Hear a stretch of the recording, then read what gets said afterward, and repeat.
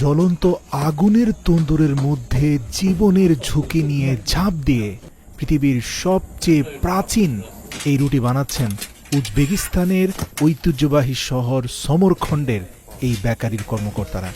এই লিজেন্ডারি সমরখণ্ড ব্রেডের ইতিহাস ঐতিহ্য ঘাঁটতে গিয়ে জানতে পারি ঈসা আলাইসাল্লাম পৃথিবীতে আসারও অন্তত 2000 বছর আগ থেকে ঠিক হুবহু এই প্রক্রিয়াতেই রুটিটা বানানো হতো।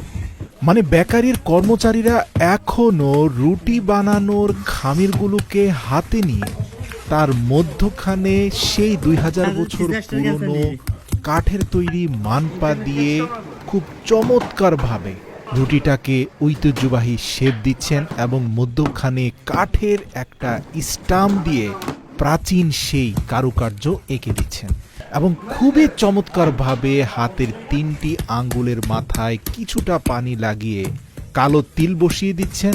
অন্য হাতের বাকি 4টি আঙ্গুলেও একই প্রক্রিয়ায় বাকি 4টি কারুকার্যের উপরে তিলগুলো বসিয়ে দিচ্ছেন। আধুনিক যুগে ব্রেড বানানোর কোনো মেশিন ব্যবহার না করলেও এই বেকারির প্রত্যেকটি দক্ষ কর্মচারী পবিত্র কোরআনের একটি আয়াত যেখানে বলা হয়েছে ওজনে কম দিও না, সেটাকে অনুসরণ করে রুটির জন্য প্রস্তুত প্রত্যেকটি আটার খামিরকে নির্দিষ্ট ওজন দিয়ে থাকেন।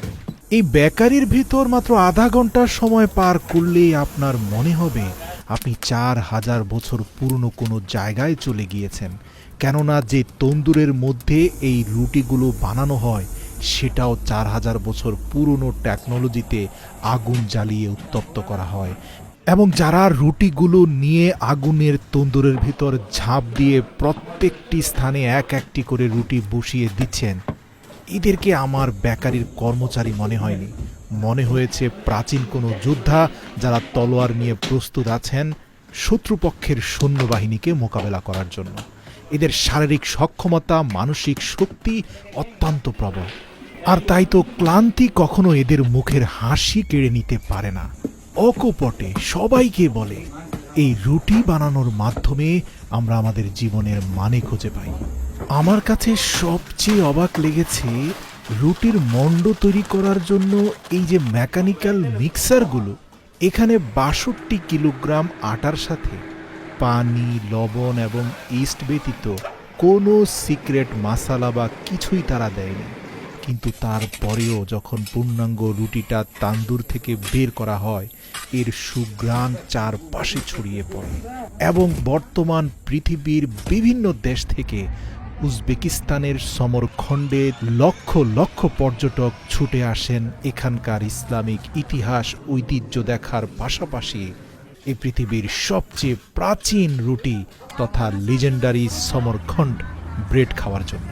এই ঐতিহ্যবাহী সমরখণ্ড রুটির ব্যাপারে উজবেক মানুষদের আবেগ এতটাই বেশি যে সে দেশের ভিতরে অন্য যে কোনো খাবার অপচয় করলে আপনাকে কেউ কিছু বলবে না, কিন্তু আপনি ঐতিহ্যবাহী সমরখণ্ড রুটির একটি টুকরো যদি মাটিতে ফেলে দেন তাহলে কিন্তু রাষ্ট্রীয় আইন অনুযায়ী আপনাকে শাস্তির সম্মুখীন হতে হবে।